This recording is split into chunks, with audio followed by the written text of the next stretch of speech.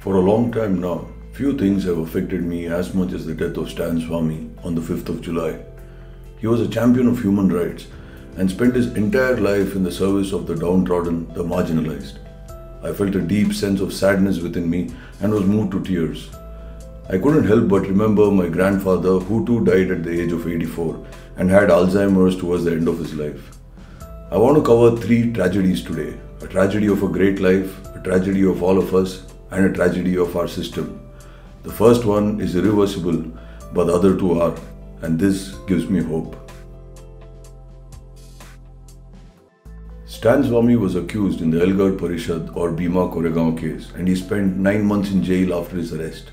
I have put out another video to highlight the sad situation of that case, how history has been bastardized by both sides as per their goals and convenience to lead to this unfortunate quagmire today.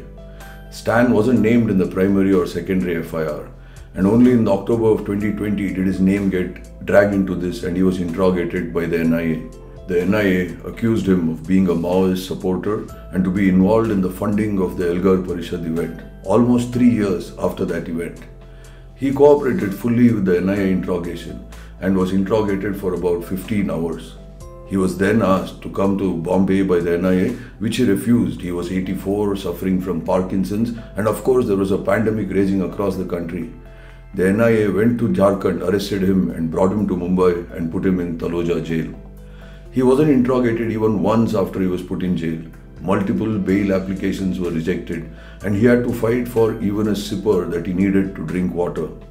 This old frail man was a threat to our authorities, someone whose bail they had to oppose vigorously and who they had to detain like he was a dangerous criminal. He said multiple times that his health was failing and he would die in jail if he couldn't get out on bail.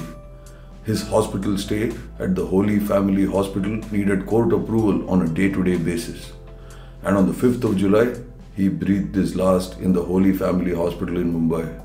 This old, frail fighter had died the death that he wanted to ensure no one else suffered.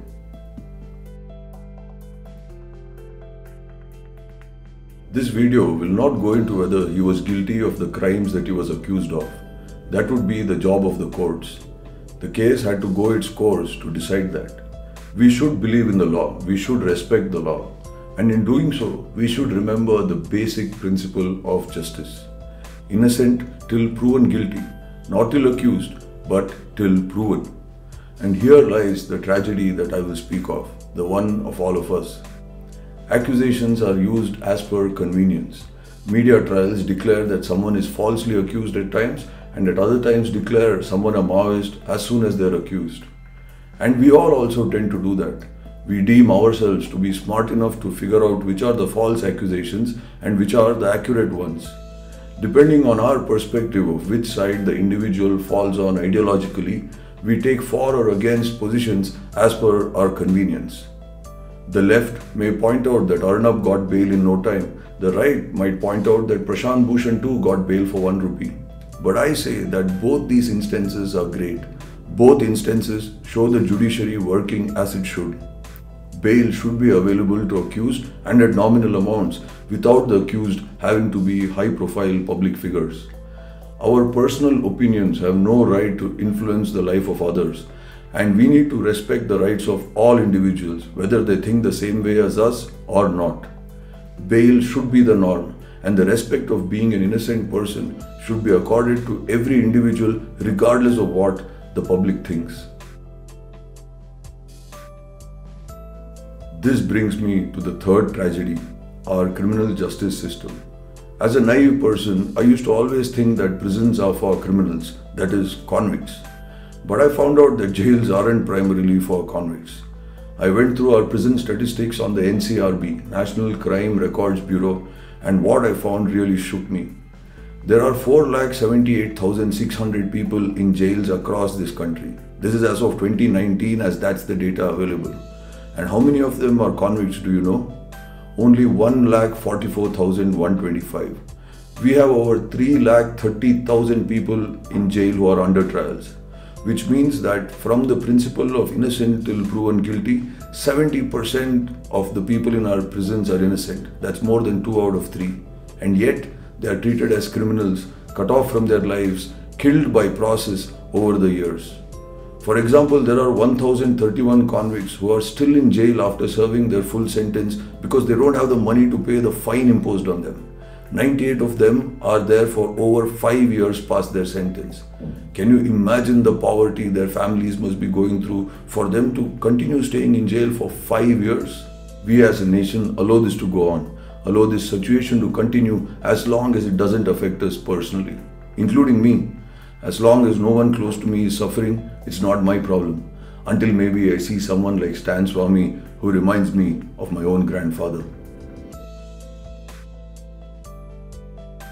Stan Swamy wasn't proud or eccentric or angry. He was soft-spoken, well-mannered and didn't have a harsh word to say about anyone.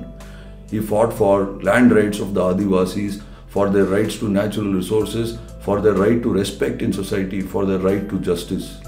He fought for the rights of thousands of under-trial prisoners who were languishing in jail for years without any trial or conviction. He lived in a single room all his life. He didn't accumulate any personal wealth or comforts. He lived between those who he fought for and he lived their life. In today's world, we measure our lives by how much we have accumulated for ourselves. But if we could step aside from that for a minute and measure a life by how many other lives were helped by it, then Stan Swamy's life was more valuable and worthy than most others that we would ever come across. Without a quest for money, power or worldly pleasures, he fought the good fight for longer than most people we will ever know. And we all killed him. What is happening to me is not something unique happening to me alone. It's a broader process that is taking place all over the country. We are all aware how prominent intellectuals, lawyers, writers, poets, activists, student leaders, they are all put into jail just because they have expressed their dissent or raised questions about the ruling powers of India. So we are part of the process. As such, in a way, I am happy to be part of this process because I'm not a silent spectator, but I'm part of it, part of the game, and ready to pay the price, whatever be it. Thank you for your attention.